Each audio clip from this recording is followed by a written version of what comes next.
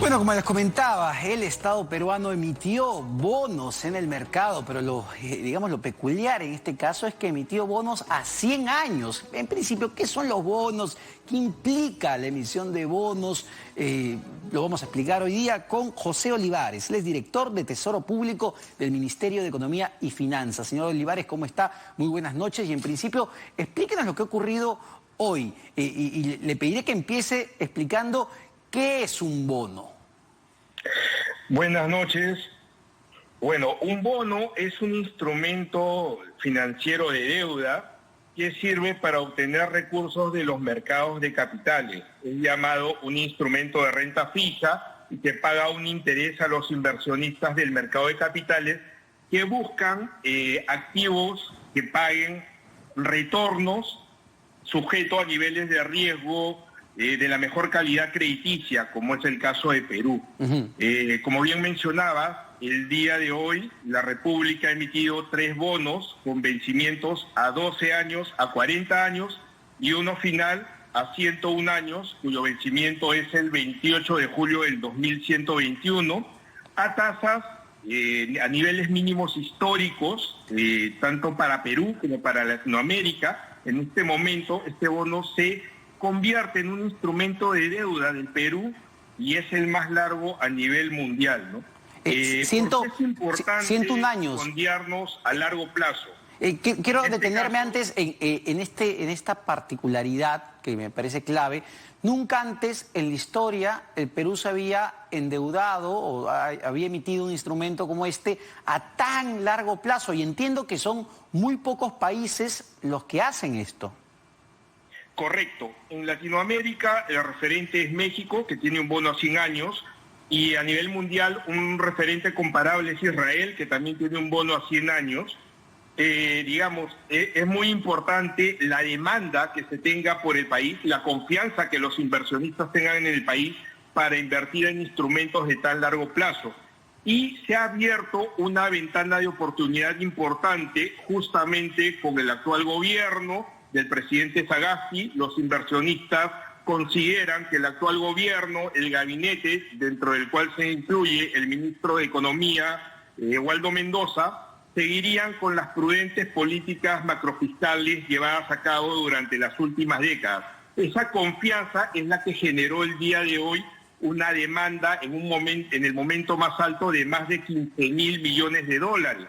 Si lo cambiamos al tipo de cambio, estamos hablando de más de 50.000 millones de soles de demanda en un solo día. Este monto de demanda es mayor de todo lo que estaríamos proponiendo en la ley de endeudamiento para financiar el presupuesto de la República del próximo año. Entonces es un hito muy importante porque nos permite asegurar la confianza de los inversionistas a bajos niveles de tasas de interés mínimos históricos y disminuye el riesgo de refinanciamiento de cara a los recursos que necesitamos para enfrentar tanto la pandemia del COVID como los menores ingresos y la menor recaudación también debido a la pandemia del COVID. Me parece clave y para tratar de explicárselo a la gente, ¿no? Y me corrige si me estoy equivocando, por favor, señor Olivares. El Estado peruano, ¿no?, sale a pedir prestado plata al mercado. Correcto. Y lo que dice es: yo necesito como Estado peruano 4.000 millones de dólares, que entiendo es el monto que salieron a pedir prestado. 4.000 millones de dólares. Y el mercado, es decir, todos los jugadores, le dicen: mira Perú, yo te puedo prestar hasta 15.000 millones y a bajas tasas de interés, incluso te lo presto a 100 años. ¿Es así? Correcto, es así. Y justamente el tener una fuerte demanda de parte de los inversionistas lo que nos permite es disminuir el costo financiero de ese préstamo para el Estado, que finalmente se va a traducir en gastos para financiar el presupuesto.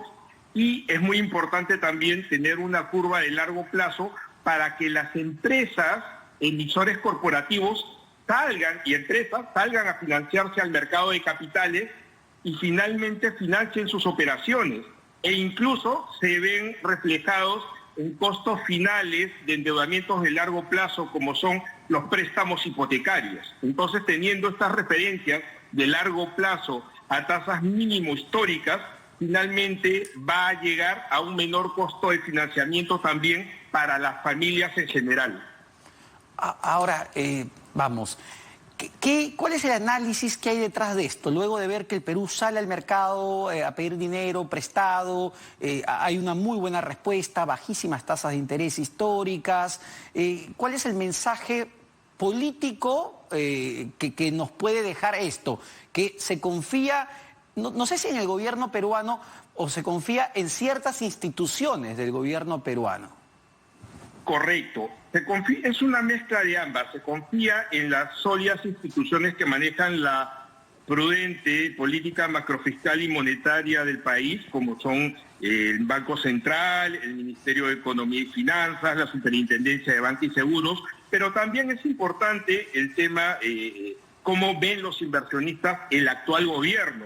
Recordemos que durante las últimas semanas hubo volatilidad en los mercados financieros. Sí. Sin embargo, desde el nombramiento del presidente Sagasti hubo una estabilidad inmediata, ¿no? El tipo de cambio bajó de niveles de 3.65 a 3.57, la bolsa subió, las tasas de interés de los bonos soberanos en soles y los bonos globales en dólares disminuyeron debido a la menor percepción de riesgo de parte del mercado financiero en el actual gobierno. Entonces es una combinación tanto del gobierno en general, del gabinete y del nombramiento del nuevo ministro de Economía y Finanzas, así como también de las prudentes políticas macrofiscales monetarias que ha venido desarrollando el Perú durante las últimas 3 décadas. Y es por eso que estos inversionistas nos ven en la actualidad como el activo libre de riesgo de Latinoamérica. Esto significa que los inversionistas lo ven como el país con menor nivel de riesgo en la región, lo cual se ve también traducido en menores niveles de riesgo país, lo cual es reconocido por las calificadoras de riesgo internacional. ¿Podríamos haber logrado estos resultados en medio de un gobierno que no es reconocido, no es legitimado por la población como fue lo que tuvimos hace unas semanas? Lo que origina el tema político es volatilidad en los mercados financieros. Y normalmente en momentos de volatilidad en los mercados financieros, ningún emisor debe salir a emitir, porque justamente corre el riesgo de no tener demanda de parte de los inversionistas. Es por eso que no habíamos salido antes. Recién hasta ahora que vimos que los mercados se habían estabilizado, es que tomamos la decisión de emitir y obviamente el mercado financiero en general, inversionistas de todas las regiones del mundo nos dieron un espaldarazo tanto en materia económica como en materia de conducción gubernamental. Ahora, los resultados son sin duda para cualquier persona que lo ve muy positivos porque efectivamente son un respaldo y reflejan la confianza del mercado en un país como el Perú. Pero le pregunto, el día de hoy el ministro de Economía, Waldo Mendoza, en la Comisión de Presupuesto decía que los estimados eran que la deuda pública del país se iba a incrementar de manera significativa este y el próximo año, llegando a 38%. Para un país como el Perú, nuevamente, ¿puede ser preocupante un nivel de deuda de 38% del PBI? A ver, los niveles de deuda, de ratio de deuda PBI de la República están proyectados a seguir incrementándose. Este año está proyectado en 35,4, el próximo año en 38 y el subsiguiente en 38,8. Pero a pesar de esos niveles, Perú debería seguir siendo el país con el menor ratio de deuda PBI de toda Latinoamérica. Y eso es una ventaja comparativa y competitiva en relación a los otros países. Es por eso que las calificadoras de riesgo internacional, a pesar de que hay un incremento en la deuda, que es obviamente consecuencia de esta pandemia que estamos viviendo, ellos confían en que va a haber una convergencia, la consolidación de gasto en los siguientes años y por ende, luego de alcanzado el pico del 38,8% en el 2022, debería haber un decremento de este nivel de ratio de deuda PBI. Perfecto. Las calificadoras de riesgo internacional, digamos, Moody's, Fitch y Standard & Poor's, notifican a los países de la región y durante los últimos tiempos han estado haciendo una serie de downgrades y de negative outlooks a los ratings en moneda extranjera de largo plazo de estos países. Es decir, bajadas en la calificación de riesgo o en el panorama. Perú ha sido el único país que no ha sufrido ninguna disminución en el rating, en todo no caso, solamente en la época de pandemia, es una noticia, no, inclusive antes de la prepandemia. Es una noticia en realidad positiva porque se da luego de una crisis política bastante seria y todavía en medio de complicaciones económicas también complejas. Muchas gracias, señor José Olivares, director del Tesoro Público del Ministerio de Economía y Finanzas.